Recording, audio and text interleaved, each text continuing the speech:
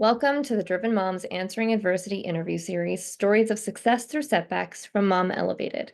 Together, we can shine a light on how normal challenges and struggles are, along with how we can overcome and rise above them. Today, we have Rita here to share with us her story. I'm so excited. It's going to be a good one. Just wait. So, I'm just going to dive in a little. And can you tell us briefly about your story and how you got started and just a little bit from there? Okay, thank you, Jessica. Thanks for having me on. It's a really an honor and a privilege, as I said before, to be on your show. So I have three kids, a mom of three kids who are now young adults, teenagers. But many years ago, when they were four and under, I had three kids, four and under. I know. And they were running around. I wasn't busy enough, apparently, and I decided to start my own health and wellness business, mostly online and telephone type, selling health and wellness products. And just to give you a quick sort of visual, imagine you're on the phone in school and you're nursing your baby, or you're trying to sell someone a product while you have a toddler on your knee. So that was sort of the scenario we were in. And I didn't really have any childcare. I kept thinking, my mom had six kids, so what do I need childcare for? Right? The 4-year-old can watch the baby. It's no big deal. Exactly. And so anyway, one day I was having a conference call with other people who were helping me, and it did not go well. It was basically them telling me, if you don't start closing people, we're going to have to take away your leads. And I remember I was in the dining room, my kids were playing in the living room, and I muted the phone and I just started crying. I just like lost it because the whole time what I was hanging my hat on was, I'm going to make $1 million. I'm going to retire my husband. We're going to have a happy life, because he was working really long hours. And what I was being told is, ain't going to happen right now. It's not going to happen. It's going the opposite direction. So I literally sat down on the floor, talk about hitting bottom, sat down on the floor, was crying. And then of course my kids see me and they're crying. So we're all crying together. And all of these beliefs kept coming up, all of this stuff that really was my core belief, which is I'm not good enough, I'm a failure, there's something wrong with me, I'm a quitter, I can't do anything past 6 months, and oh, look, my kids are crying, I'm a terrible mom, and what kind of wife am I? So it's really just sort of an emotional dog pile, if you will, on myself that afternoon. And really was the best day, because I know this sounds weird to say, but it was really good news, because it forced me out of desperation to seek out someone who could show me a different way. Because I had been working really hard on my way, right? Which kind of got me to where I was. So I found this coach who I worked with for 4 years on the phone. And I hired him because I thought he was going to help me with my business. I thought that was the be all and end all. And the first phone call, he said to me, Rita, right now, can you just be kind and gentle with yourself? And I kind of stopped in my tracks and I thought, I don't get it. What's the point? Kind and gentle doesn't get you anywhere. You got to work harder. I thought he was going to tell me this is another strategy and you got to do it this way. Kind and gentle. So because I'm also a very good student, I decided, all right, I'll try it, right? So for 30 seconds to a minute, I just sat there, I closed my eyes, and I just felt kind gentleness with myself. And for that period of time, I didn't beat myself up. I was no longer a terrible mom. I wasn't a terrible person. I wasn't a failure. I was just being kind and gentle with myself. And true to form, I started to cry, because I do a lot of crying anyway, but I started to cry out of relief. Like, oh my gosh, it was like, when you're hitting your head against the wall and you stop hitting your head against the wall, it feels really good, right? That's what it felt like. I'm like, oh, this is amazing. So I did that and I thought, okay, remember this. This is really important, really important. 5 minutes later, I completely forgot about it, went back to my old ways. But I did put a pin in that. And like I said, I worked with him for over 4 years. So he kept repeating versions of that to me. Then I started doing research and I started taking other courses and I started seeking out other teachers. And I realized I am really not good at self-compassion. Like, I'm good at a lot of things. Self-compassion is not one of them. I was in kindergarten, preschool with self-compassion. So I decided I'm going to teach a course in it because I love teaching courses as a way to make me an expert in something. It forces me to really understand something if I can explain it to somebody else and like walk the walk with them. So for a number of years, I taught a course on self-compassion. And then someone said, hey, you should write a book. So I wrote a book called The Self-Compassion Project. And ever since then, I've been weaving it into what I do, my normal coaching, and now I'm really focusing on doing workshops exclusively on the practice of self-compassion, because I do think it is, if not the, then one of the gateways into making lasting change and actually loving your life. Yeah. Oh, I think that's beautiful. Oh, Thank you. I love that. What a great story. I'm captivated. Um, Excellent. do you think then what do you think the biggest point of adversity that you had to answer throughout that was? If you worked with him for 4 years, was that first moment the most pivotal, or was there something else along the way? Because I know for me, I'm also very, like, I have to experience it for a while before it, like, sinks in. And so Yes. for me, it's not always that first initial one that is the biggest hitting to me. It's usually something along the way where I'm like, "Oh, that's the light bulb moment. Okay." So I had many light bulb moments. I think we all do. We have this spiral of light bulb moments where we return back and then we have a light bulb moment and we go up and then we return back. And so it was a series of that. I would say the biggest adversity is the fear of really meeting yourself, of really seeing yourself, really being with yourself. Because we're not taught to do that. We're taught to do the opposite. We're taught to look on the outside of the world and then compare ourselves to that and then try to meet those standards. And as a result, and my own history, because I had abuse in my history, sexual abuse in my history, I did not, on some level, if someone said, do you like yourself? I'd be like, yeah, sure, I like myself. yeah. But, if push came to shove and they started diving in, it would be, no, I think there's something wrong with me. I'm a bad person. I just try to do good to counter that. So Yeah. no one knows. Right? I had like imposter syndrome and I have to work harder than other people so that I can stay worthy and earn my keep and all of the iterations of I'm just not that lovable and there's something wrong with me. That's so powerful. Um, yeah, well, it's powerful when you can see it for what it is, Yeah. because then you've opened up the closet where the monster is, Yeah. right? But So that's the hardest part is open up the closet, see who the monster is. absolutely. Oh, 100%. I definitely agree with that. How do you think you were able to, since you said you started at the kindergarten preschool level with that, and now you're like, this is what I do. How did you go from there to that point and really dive in and do the work? Like what kept you going back to that and actually doing that work to get to the point where you're like, this is Yeah. pivotal. This is where you need to do that work to get to where you want to be. I think there were several things driving me. One is that first moment when I felt really good. Like you say, you have that first moment. It's the first hit, if you will, right? And it's free. Oh, this is good. How do I get this high again? And you're chasing that high in a way. How do I get back there? And so that's one of the things that drove me is like, I know what it feels like to feel really good. And I feel it really lousy now. What do I need to do now to get back there? Yeah. Or wherever it is, wherever that feeling is. And so I think that was partially what drove me is that I kept hitting the upper limit Yeah. and then going, okay, what's stopping me now? And then going, okay, let's do the self-compassion. Let's see what's going on with that. And a lot of times I would discover new tools Yeah. like every day. Like just this year, I discovered this tool that's like blowing my mind that I can't wait to share with my people. Right. So every tool has helped, every strategy has helped, every coach has helped.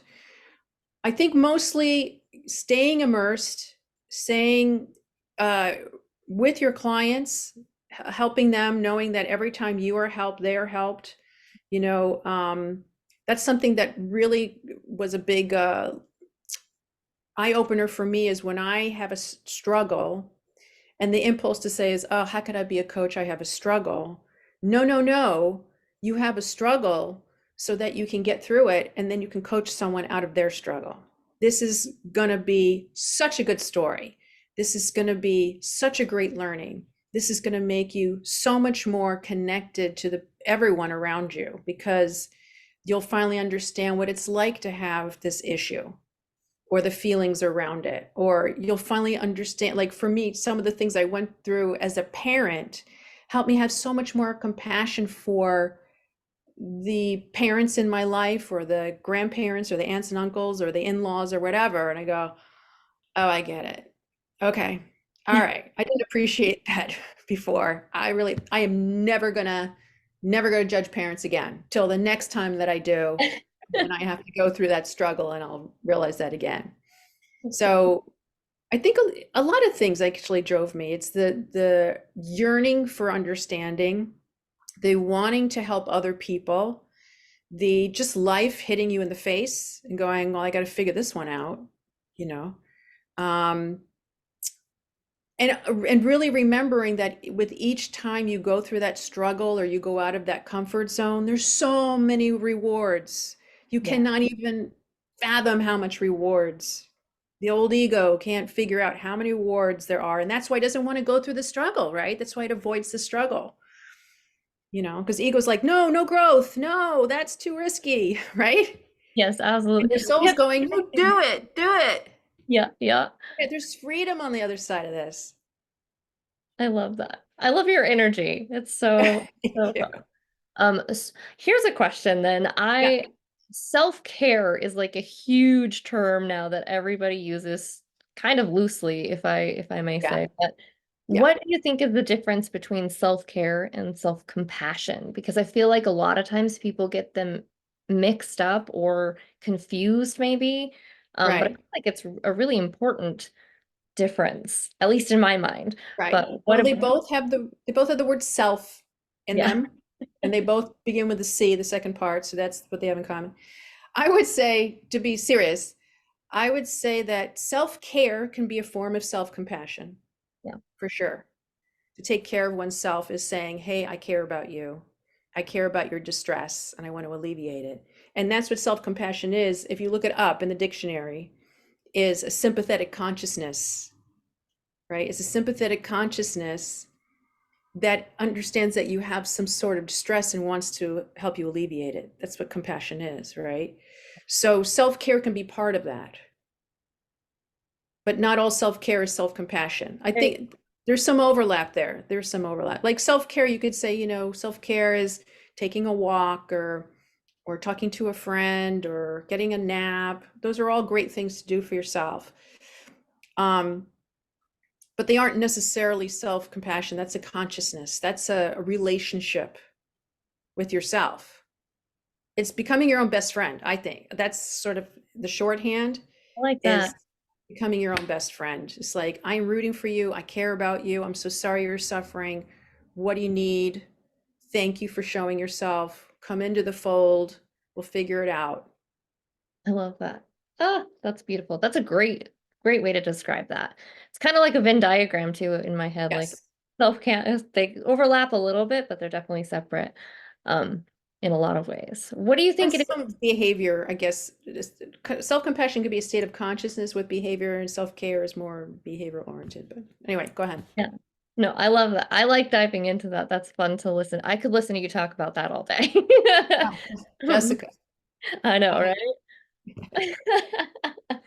But what do you think it is about entrepreneurs specifically that makes us continue on through challenges without giving up when it gets tough? When you're on the floor crying with your babies and you're like, you could have just thrown that aside. Instead, you sought out help to figure yeah. out the path next. Like you were like, that's not the end all be all, but I need to do something. So what is it that made you keep going? Because I know that it's easier to Yeah. speak to your own experience than it is to generalize, but Well, I have to say I'm a reluctant entrepreneur. Um, I never went, I wasn't like, I want to be an entrepreneur, like never said that. It was always something I was really interested in. And then I was like, oh, I guess I could sell this, or I could make it bigger, or I could help someone. And that's sort of how I went into business, if you will. knowing like nothing, like most entrepreneurs, like, yeah, what's the big deal? I just sell a few of these things. It's okay.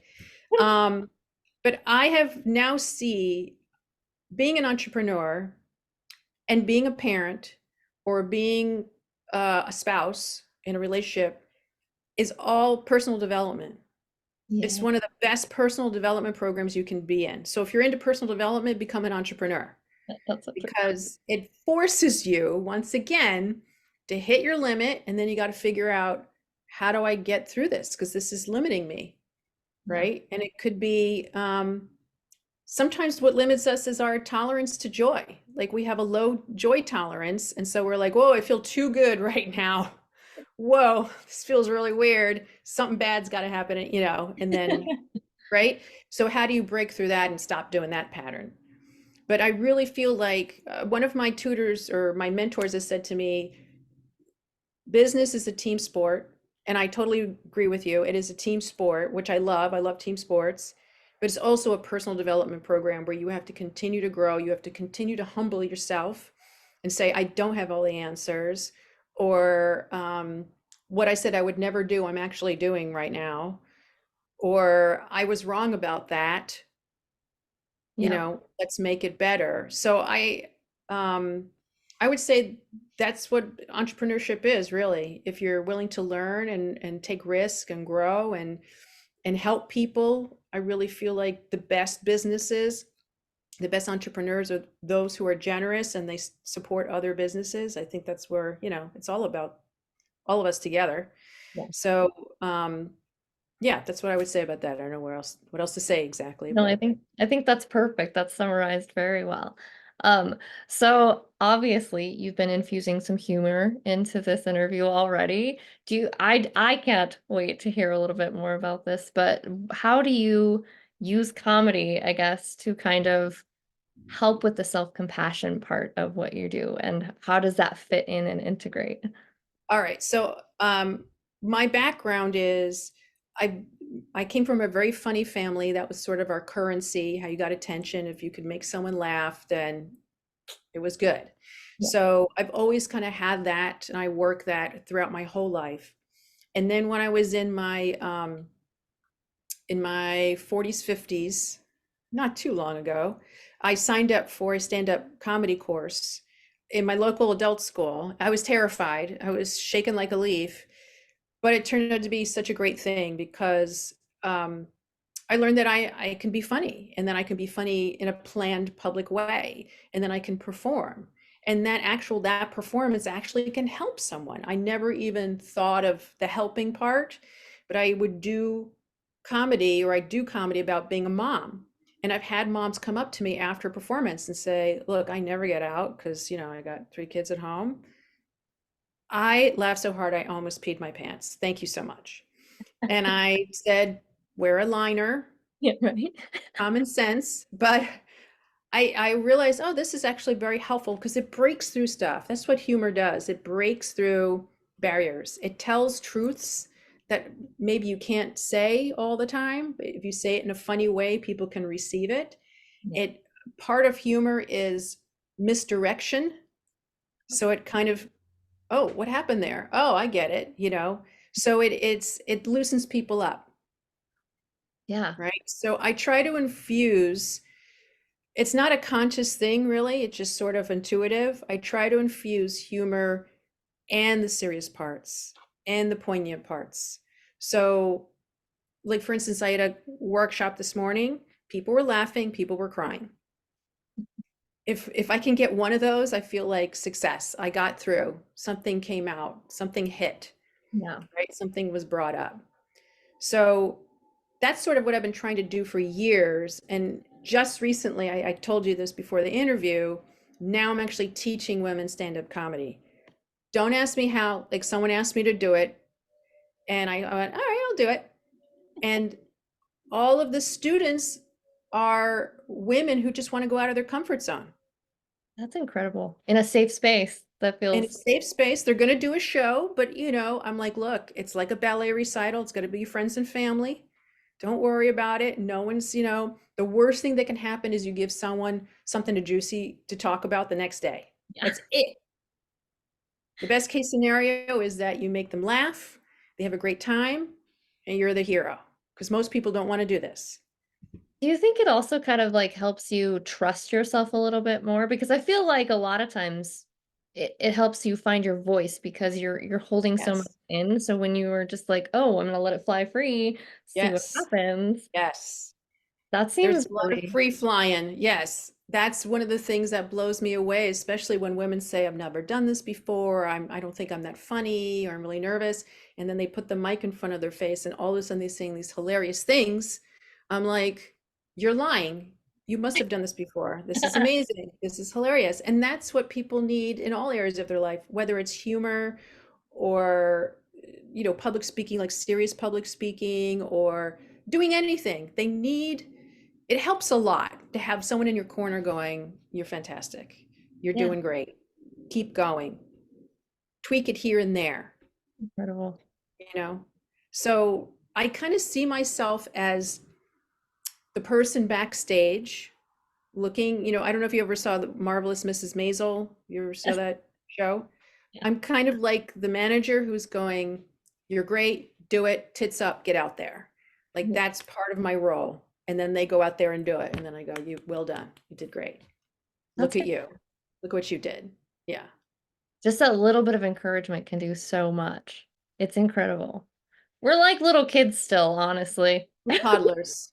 Yeah. I I mean, love it. think about it. How we treat ourselves. Like, I'm like, when your kid was toddling, you weren't going, you're so clumsy. What are you doing? You can never do this. What are you, an idiot? You're not saying that. You're going, good job, honey. Boom. Look at you. Come on. You're encouraging, you're drawing them out, you're being having fun with them, you're making it silly and kooky, and they're going, here I go, this is great. Yeah, and you're brushing off any of the stumbles. Oh, oh, gotta get back up. Oh, you Right. did fine. Exactly. Yeah. So Yeah. sometimes if I really mess up, I go kaboom, or that was interesting. All right. Not, oh my gosh, this is horrible. I'll never do this again. Yeah. It is so That's easy to spiral. So I love that you have something that reframes it.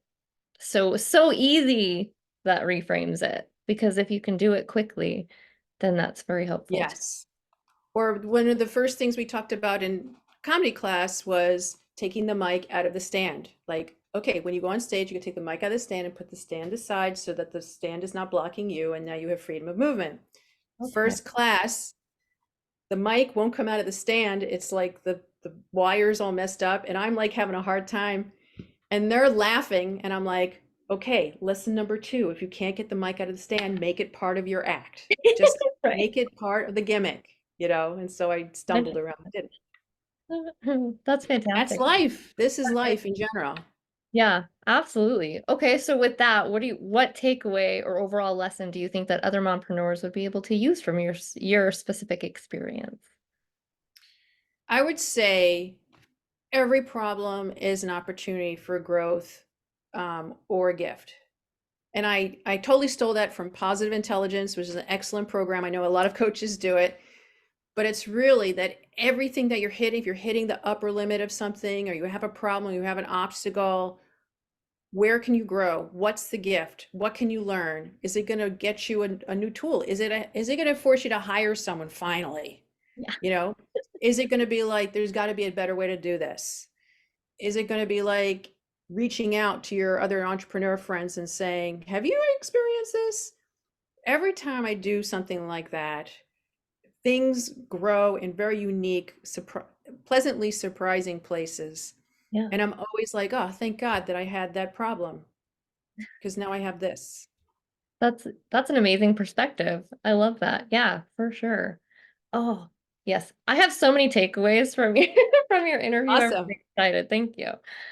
So what would you say is the best way for others to find you if they want to work with you, learn more, get your book, all of the things?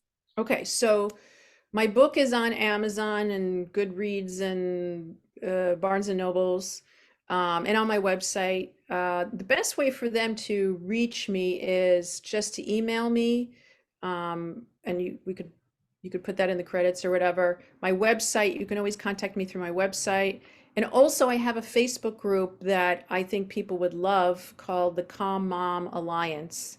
Oh, I love And I that. post there almost every day something, either something I've learned, a question, information, all sorts of, event stuff. Yeah. So it's a great place. And there are a lot of other practitioners in there because I've invited women who do similar work with my moms, but a little different, so that they can find the nutritionist or trainer or lawyer or Absolutely. whatever, essential oil practitioner, whatever they need.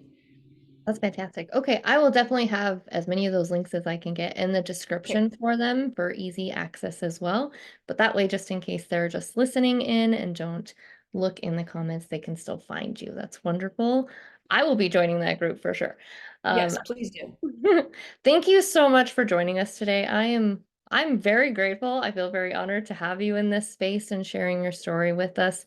I feel like it's not only inspirational, but it's very important for others to be willing to be open about their stories because it is so needed, I think, in the mom space still. We still feel very isolated sometimes, and it's just good to know Yeah. that you have that validation, you have that sense of not being alone. And so thank you so much for being willing to share. Oh, thank you, Jessica. I really appreciate the invitation. It was my pleasure. I'm excited. Please don't be a stranger. And for those of you out there facing your own adversity, know you're not alone. That's the whole point of what we're doing. When you need an extra hand or a mind for brainstorming during your mompreneur journey, we would love to have you join us in the Mom Elevated Society. You'll find monthly check-ins for goal setting and assessing, and so much more for both your business and your mom life. Until next time, keep shooting for the stars.